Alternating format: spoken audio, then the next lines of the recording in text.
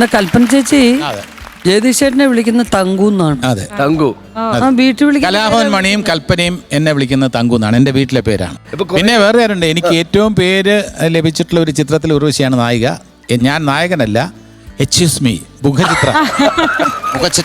മുഖചിത്രം ഉർവശിയാണ് അതിലെ നായിക. അതെ അതെ അതെ, ശരിയാണ്. അങ്ങനെ കുറെ സിനിമയിൽ ചെയ്തിട്ടുണ്ട്, ഒരുപാട് കോമ്പിനേഷൻ. ഉർവശി വർഷങ്ങളായിട്ട് അറിയാം, ഒരുപാട് സിനിമകൾ ഒന്നിച്ച് അഭിനയിച്ചിട്ടുണ്ട്.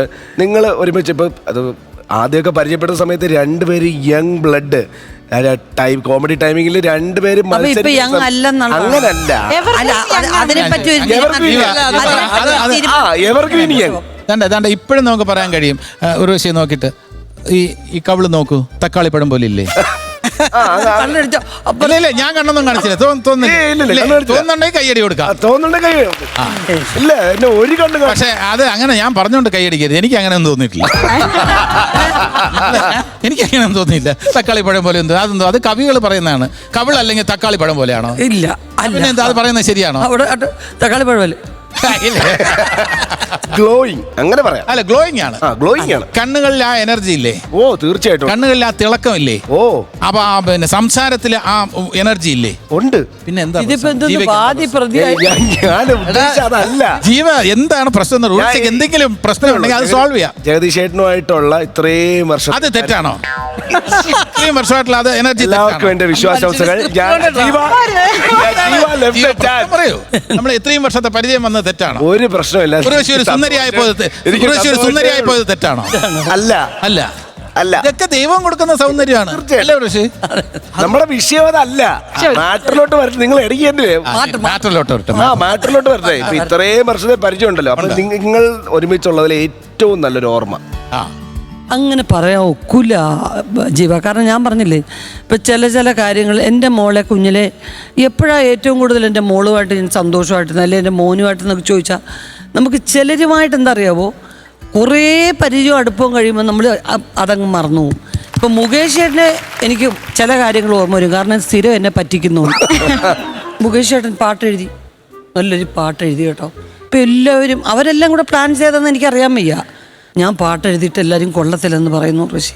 പക്ഷെ എനിക്കത് ഭയങ്കര നാണക്കേട്. അപ്പം ഞാൻ ചേട്ടൻ വിഷമിക്കണ്ട ചേട്ടാ, സൂപ്പർ പാട്ട് പറഞ്ഞ് ട്യൂണിട്ടു ട്യൂണൊക്കെ ഇട്ട് ഋഷി ഇങ്ങനെ വന്നാൽ നന്നായിരിക്കും എന്നൊക്കെ പറഞ്ഞപ്പോൾ ചേട്ടാ ഇത് കൊള്ളാൻ ചേട്ടാ എന്ന്.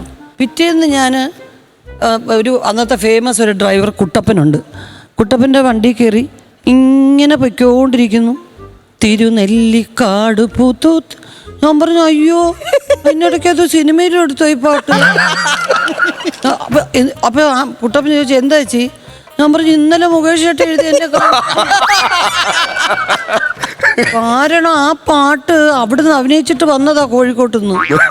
എന്നിട്ട് അത് അങ്ങനെ ചില പക്ഷെ ജഗദീഷ് ചേട്ടൻ അങ്ങനെയൊന്നും പറ്റിക്കത്തില്ല. അല്ല എന്നല്ല,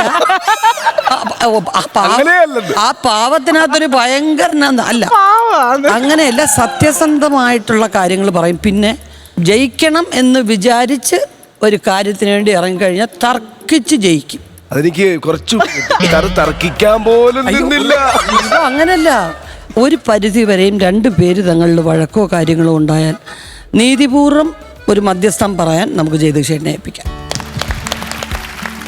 ഉർവശി കഥയൊക്കെ എഴുതിയിട്ടുണ്ടല്ലോ, ഉർവശിയുടെ ഭാവന പൊട്ടി വിരിയും. പെട്ടെന്നായിരിക്കും ഉർവശിയുടെ ഭാവന പൊട്ടി വിരിയുന്നത്. അപ്പോൾ അതേപോലെ ഉർവശി ഒരുപാട് തമിഴ് സിനിമകളിൽ അഭിനയിച്ചിട്ടുണ്ടല്ലോ.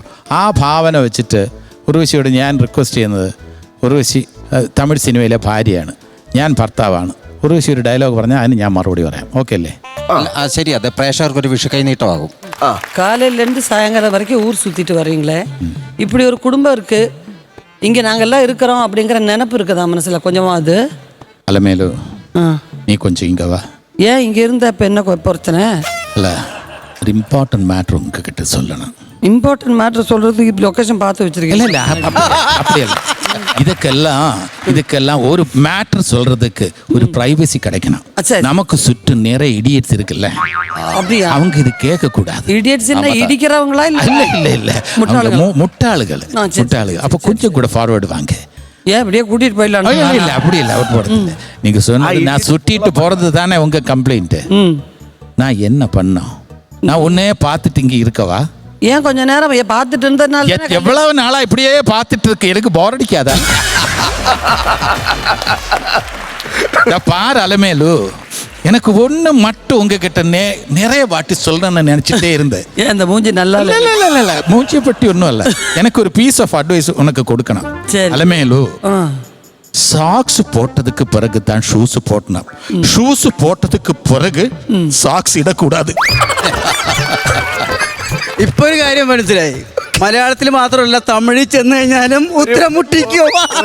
ഒരു കരക്ക് കലക്കോ അവിടെ. അല്ല നോക്ക്, ഒരു ഫിനിഷിംഗ് കൊണ്ടുവന്ന് നിർത്തിയതേ. ഇതൊക്കെ ശരിക്കും സ്ക്രിപ്റ്റ് ആണെന്ന് കരുതുമല്ലേ? ആ ഇതൊക്കെ ഇപ്പൊ കേട്ടോ സ്പോട്ടില് ഇതൊക്കെ തമ്പുരാന് പോലും അറിയത്തില്ല. ഒരു പ്ലാനിങ് ഇല്ല. അത് സത്യമാണ്. ജിയോ പറഞ്ഞ സത്യമാണ്. ഒന്നും ഡിസ്കസ് ചെയ്തില്ല. ചെയ്തിട്ട് കുടുംബങ്ങളിൽ കൂട്ടുകൂടിയ 10 വർഷങ്ങൾ.